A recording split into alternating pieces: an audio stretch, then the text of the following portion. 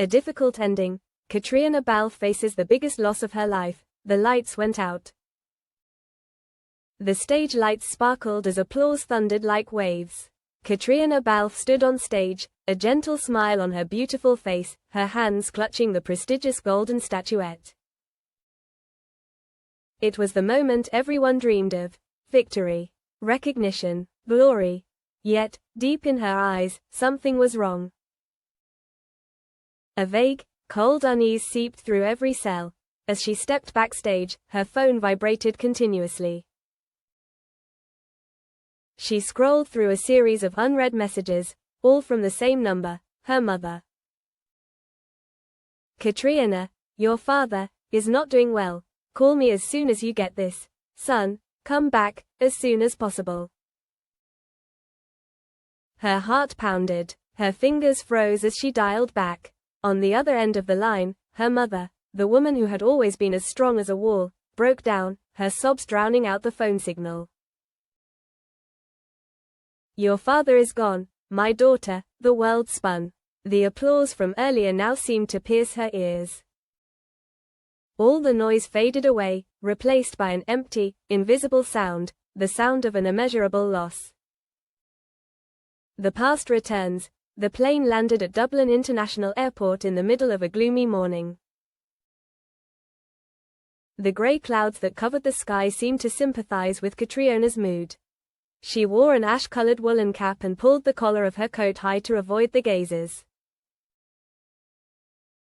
But this time, it was not for fame, but to hide her red eyes after a long sleepless night. The bus from Dublin to Monaghan lasted nearly 3 hours, through narrow, winding country lanes, past endless fields, where she had played as a child. Home had never been unfamiliar, but this time returning, she felt like a stranger. The old family house appeared at the end of the road. The grey stone wall, the tiled roof covered with moss, the wooden gate still had the scratch from when she fell off her bike when she was 12. Everything seemed unchanged, except for one thing. The father who had always waited on the steps, holding a cup of hot tea, was no longer there. The door opened. Her mother, Eileen, collapsed into her arms without a word. The hug was shaking, unlike the farewell when Caitríona went to America to pursue her acting career. This was the hug of someone who had just lost her husband, but was still trying to hold on to her only child as a last lifeline. I'm home, Mom, she whispered. The funeral was held simply, according to her father's wishes. No noise, no formality. Just family, close friends, and villagers who had known her for many years. In the moment she watched the coffin slowly lower, a series of memories flooded Caitríona's mind. Her father's deep laughter, his big hand protecting her every time she fell, his advice when she decided to pursue acting against her expectations. He had always silently supported her, even though the spotlight was never where he thought his daughter would stand. She bit her lip to keep from crying. Her eyes caught a small object placed on the coffin lid, an old, faded photograph. It showed a happy family of 3. A curly-haired little girl sitting on her father's shoulders, and a young mother smiling brightly beside her. The photograph was like a slow knife cutting deep into her chest. The last letter. That afternoon, after the funeral, the old house was eerily silent. The relatives had left, and her mother lay in her room, exhausted from a day of tears. Caitríona sat alone in the living room, her arms wrapped around her father's old sweater, still smelling of the minty scent he used to wear. She stood up and slowly walked into his small study. Everything was as it had been the last time he had written, the old wooden bookcase, the neatly arranged files, the clock on the wall ticking steadily.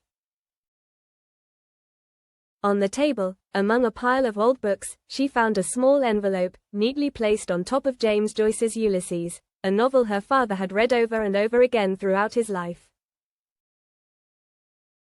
On the envelope were only 3 handwritten words, to Caitríona.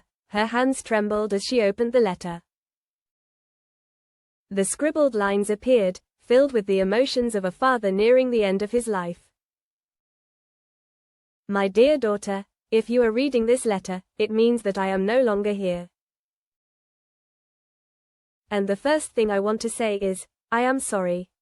For not being able to be with you longer. For not being able to see you continue to shine. I was not good at saying loving words when I was alive.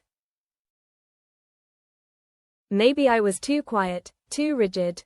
But there has never been a day when I was not proud of you, even though you chose a path that was not what I had thought. When I first saw you on screen, I cried. But I hid it, like I always did. I kept all the articles written about you, all the video interviews, all the letters that fans sent to you. You don't know. They are stored in an old drawer under the stairs. They are my little treasures. You know, there is one thing I have never told you. I once dreamed of being an actor. But war, poverty, and duty forced me to put it aside. When you chose that career, I was afraid. Afraid that you would suffer, afraid that you would be disappointed like I had. But you are stronger than me, better than me, and much braver. If there is anything that makes me feel at ease when I leave, it is that you are living true to yourself. Don't be afraid of pain, Caitríona. Pain makes us more human. Cry if you need to. But then stand up, like you always do. I love you, forever, Dad. The words seemed to choke her heart. Her tears fell, unable to be stopped. Not because of pain, but because a great love she once thought was quiet, was now clearer and deeper than ever.